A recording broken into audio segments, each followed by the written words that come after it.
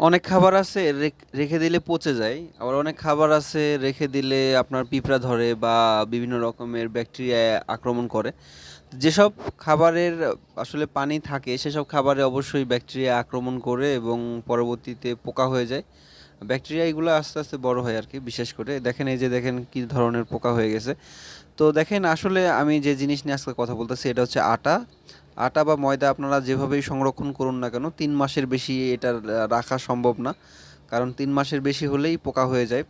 তো এটা আসলে বেশি দিন হয়ে গেছে, এই জন্য পোকা হয়ে গেছে। তো আপনাদের এরকম হয়ে গেলে অবশ্যই, যদি গন্ধ হয় তাহলে খাবেন না, আর যদি গন্ধ না হয় এরকম পোকা হয় তাহলে খাওয়া যায়। তো এটা এত আটা। আরেকটা জিনিস নিয়ে আপনাদের দেখাবো। এখানে কাঠবাদাম আছে, চীনা বাদাম আছে এবং আখরোট আছে। দেখেন পিঁপড়া খেয়ে ফেলছে। তো এভাবে যদি আসলে রেখে দেন, অনেক সময় অনেকভাবেই আসলে এগুলা ক্ষতিগ্রস্ত হয়। তো এগুলা দেখে শুনে রাখবেন।